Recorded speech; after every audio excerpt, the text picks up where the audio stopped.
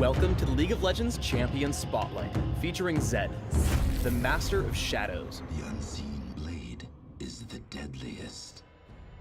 Zed is a melee assassin. He relies on sending out living shadows that mimic his basic abilities, allow him to reposition mid-fight, and quickly strike down his foes. When expertly played, Zed can kill his opponents before they even know it hit them. Zed's passive is Contempt for the Weak. Zed's basic attacks against heavily injured targets will deal bonus damage based upon their maximum health. While this passive has no cooldown, it can only strike an individual target once every few seconds. Razor Shuriken fires out from Zed and any of his shadows, damaging every enemy they pass through, but dealing reduced damage to enemies beyond the first. Enemies can be hit by multiple Razor Shurikens and will take damage from each one, but the extra hits won't deal as much damage as the first. When laning, I recommend taking Razor Shuriken at level 1 and maxing it first for consistent ranged damage output. If jungling, grab it at level 2 and max it by level 13. Living Shadow remains in place for a few seconds, mimicking all of Zed's abilities. Hitting an opponent with both a regular and mimicked ability will refund some energy back to Zed. Zed may also reactivate Living Shadow to swap places with it. Additionally, Living Shadow passively grants Zed bonus attack damage. I recommend grabbing a point in Living Shadow early, but maxing it last in favor of Zed's damaging abilities. Shadow Slash damages nearby enemies, and reduces Living Shadow's cooldown for each enemy hit. Enemies hit by a mimicked Shadow Slash will be slowed. The slow is increased if the enemy is hit by Zed's Shadow Slash as well. When jungling, I recommend taking Shadow Slash at level 1 and maxing it immediately. In lane, try taking it at level 2 or 3 and maxing it by level 13. Death Mark is Zed's ultimate. When cast, Zed dashes to target enemy champion, dealing damage, marking it, and spawning a living shadow behind it.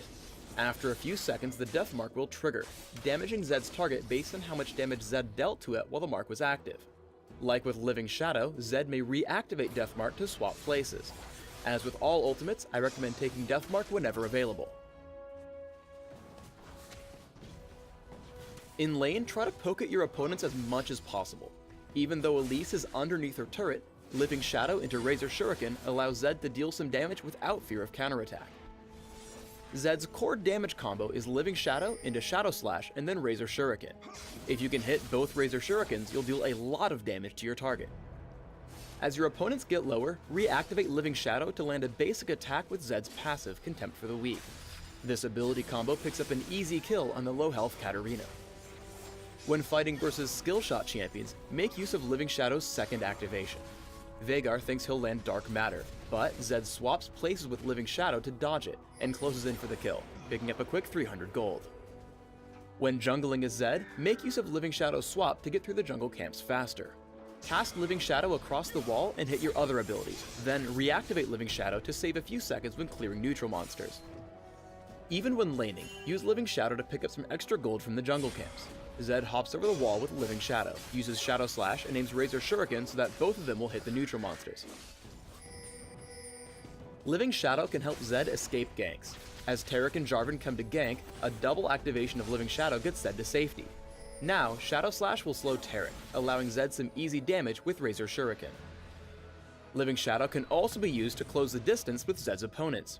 A double activation puts Zed in range for Death Mark.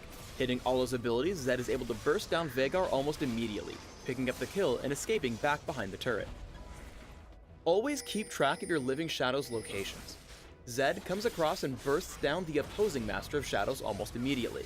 However, Katarina comes in to avenge her teammate. Zed simply waits for Shunpo and then swaps places with Living Shadow. Even with Flash, Katarina is unable to catch up and take Zed down. Let's put all of these together in a larger fight.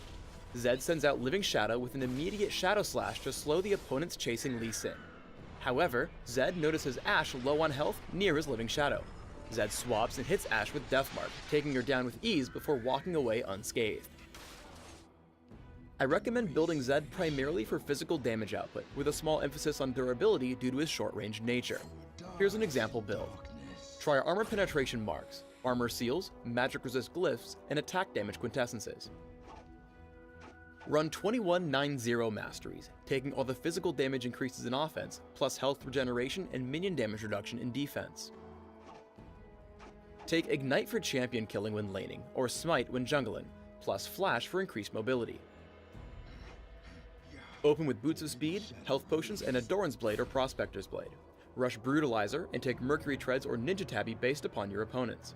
Grab Hex Drinker when needed, and buy Bloodthirster or Sanguine Blade for increased damage output, and follow up with Last Whisper. Your final build should also contain Guardian Angel or Overlord's Bloodmail, Yomu's Ghostblade or Lord Van Dam's Pillager, and Mauve Malmortius. Thanks for tuning in to the Zed Champion Spotlight. Please subscribe to the Riot Games YouTube channel above, and leave us your comments just below the video.